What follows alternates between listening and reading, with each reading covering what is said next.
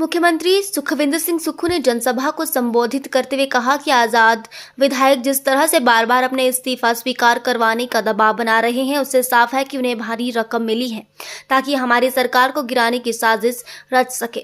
लेकिन प्रदेश की जनता ऐसे लोगों को सबक सिखाने के लिए तैयार है। सुक्खू ने कहा कि विधायक के.एल. ठाकुर खुद बोलते थे कि आपके आशीर्वाद से मेरे कोई भी काम नहीं रुके और साथ साथ अपनी कई माइनिंग लीज अप्रूव करवाने में कोई परेशानी नहीं हुई। जबकि मुख्यमंत्री ने कहा कि माइनिंग लीज के लिए कभी कोई परमिशन नहीं दी, लेकिन के.एल. बोल रहे थे कि आपके साथ अच्छे संबंधों के होने से अधिकारियों ने मेरा कोई काम नहीं रोका।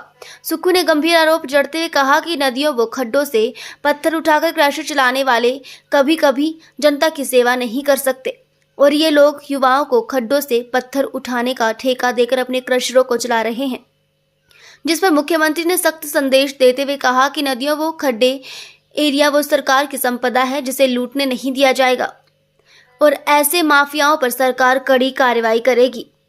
खूब खाना खुला खाया। रात को मैंने फोन किया कि ठीक है ना, मेरे को थोड़ा सा डाउट हुआ। बिल्कुल ठीक है, आपने मेरे 15 महीने में इतने काम किए हैं, सब ट्रांसफर है जो मैं कहता था वो कर दिए, सब जगह मैंने जो माइनिंग लीज के लिए बोला वो भी आपने मेरे को कर दी। मैंने बोला माइनिंग लीज का तो नहीं मेरे से फोन करा, पर सरकार में आपका समर्थन मैं खुद ही करवा लेता हूँ। कहते ठीक है, मैंने बोला अच्छी बात है। एक ही आदमी पर भरोसा था। सुबह भी बोला कोई चिंता नहीं करो, मैंने बोला ब्रेकफास्ट का टेबल आपका इंतजार कर रहा है। रात को 26 तारीख से पहले बड़े अच्छे संबंध, मधुर संबंध कि नगर पंचायत ने ये लगाने, हमने उनके कहने से वो भी लगा दिया।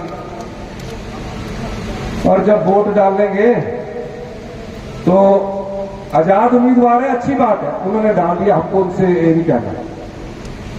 वोट डाल दिया, आप आ जाते हैं विधानसभा में। इतने मैंने आपके काम किए, आम जनता का बजट था उसमें वोट डालते। पता लगा जी वोट डालने के बाद वो तो आजाद थे, उनको किसने क्या कहना है। वो यहाँ कोई पंचकूला में हॉलीडे इन होटल है, पता क्या कि वो कुछ किस्त रह गई है, उनको लेने गए हैं। नहीं ललित नहीं लीजिए। फिर 28 तारीख को बजट चला हुआ था, सब लोग ये कह रहे थे कि अब सरकार गई। हमने बोला भी अब लोग कह रहे हैं तो मैंने उस पर बहुत नहीं किया। मैंने कहा सबसे पहले इस बजट को पास करवाना है, हमारी रणनीति बनी। और जयराम ठाकुर जी विधानसभा के अंदर, वो इस सरकार को तो भगवान भी नहीं बचा सकता। हम सुनते रहे, बाहर खबर और चल पड़ी कि माननीय मुख्यमंत्री जी ने इस्तीफा दे दिया। मैंने कहा मैं क्यों इस्तीफा दूंगा, मेरे पास मेजॉरिटी है। पर पूरी जगह हमारे जो आम लोग थे वो बेचारे दुखी होने लगे। मैं टीवी के सामने आया, मैंने कहा मैं 40 साल से कांग्रेस पार्टी की राजनीति करता आया, कभी पद की लालसा नहीं रखी, कभी लालच नहीं किया और कभी भी धन उठाने के लिए मैंने राजनीति नहीं की। और मैंने राजनीति सिर्फ सेवा भाव से की है। मैं एक योद्धा हूं, मैं क्यों इस्तीफा दूंगा। मैं फ्लोर ऑफ के हाउस में अपना समर्थन, अपना बजट पास करवाऊंगा। बजट रखा गया, हमने सोचा ये 3 तो आ ही जाएंगे, 6 भी आ जाएंगे, क्योंकि सवेरे हेलीकॉप्टर 1 आया, 2 आया, ऐसे लगा जैसे इमरजेंसी लगी है विधानसभा के बाहर। पूरे भारतीय जनता पार्टी के लोग, जयराम ठाकुर जी ने अपने सिराज से सारे लोग बुला लिए। हम बजट की तैयारी कर रहे थे और जब सीआरपीएफ ने आकर, ऐसा कभी नहीं हुआ, प्रदेश के आंतरिक मामले में पुलिस वालों को धक्का देकर विधानसभा का गेट तोड़ा और ऊपर आए, तो रोहित ठाकुर जी ने कहा उनसे कि भैया बजट है आम आदमियों का, पास करिए। हर्षवर्धन चौहान जी हमारे पार्लियामेंट मिनिस्टर, मैंने कहा 6 से भाई बात करो, कुछ बातचीत, अगर कोई बात हुई है तो उसमें हम आगे बढ़ते हैं। कहते जी हम आगे।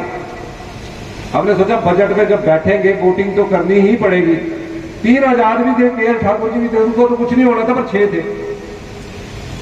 तब जब मैंने बजट प्रस्तुत किया तो फटाफट पिछले गेट से भागे और हेलीकॉप्टर अनाडेल में बैठ गए। फिर हेलीकॉप्टर हमारे ऊपर से गया, विधानसभा के ऊपर से के.एल. ठाकुर जी आते रह रहे हैं।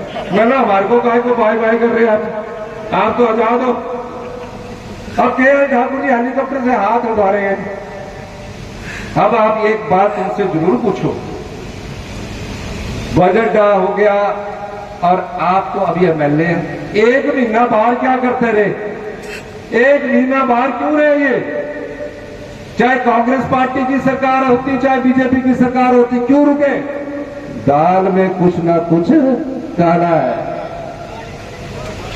दाल में कुछ ना कुछ। आप सारा बताइए, दाल में कुछ ना कुछ। मैं ये पूछना चाहता हूं, वो आजाद उम्मीदवार है, ये आजादी के इतिहास का पहला ऐसा मुकदमा है जहां 3 आजाद विधायक विधानसभा के गेट के बाहर बैठे हुए कह रहे हैं कि हमारा इस्तीफा लो। भाई तुम्हारा इस्तीफा तुमने तो नालागढ़ की जनता ने चुनकर भेजा है, फिर क्या हुआ?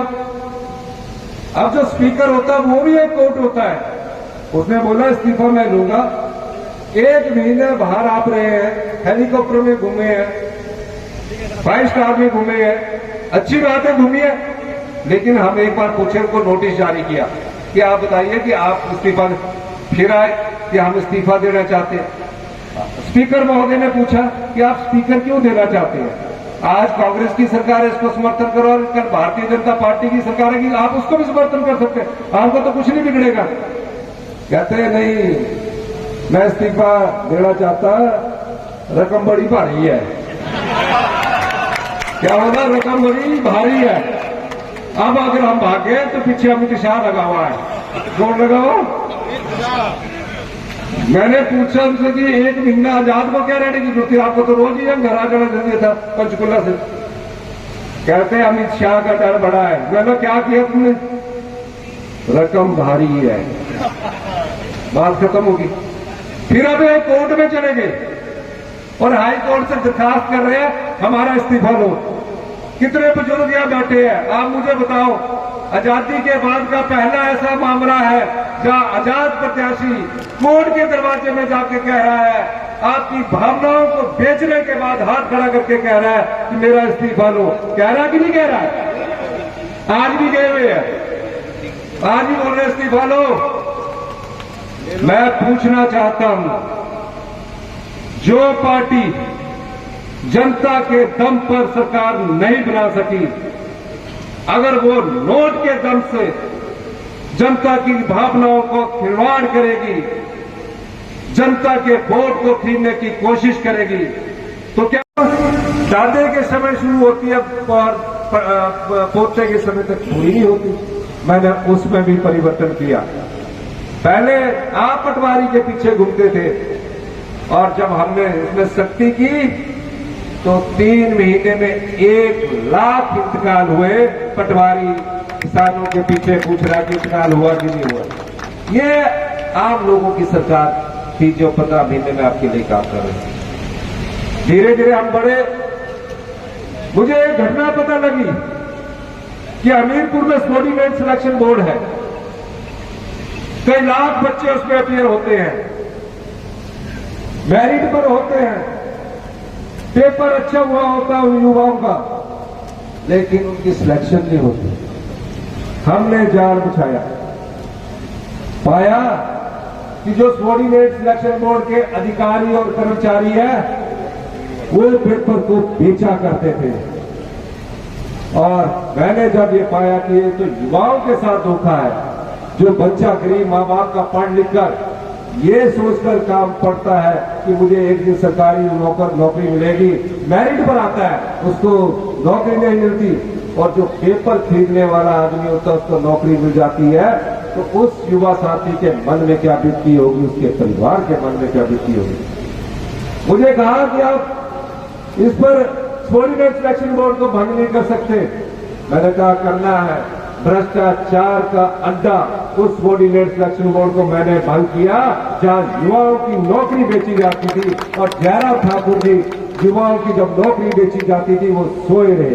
पुलिस भर्ती का पेपर लीक हुआ, उसमें भी वो सोए रहे, अपने लोगों को नौकरी दिलाते हैं। ये न्याय संगत नहीं था। और पहला साल हमारा पूरा हुआ, 12 महीने 15 महीने से पूरे हो गए, हम अभी सुधार कर ही लेंगे। नया बजट बना, दूसरे बजट में हमारी चर्चा होती रही। मैंने पूछा उनसे कि जो हमने भ्रष्टाचार के चोर दरवाजे बंद किए उससे आपने कितना पैसा कमाया? कहा 2200 करोड़ रुपया हर साल का, जो चोर दरवाजे से आप लोगों को मिलना चाहिए था, आम जनता को मिलना चाहिए था, हमने वो भ्रष्टाचार के चोर दरवाजे बंद करके 2200 करोड़ का ज्यादा राजस्व हिमाचल प्रदेश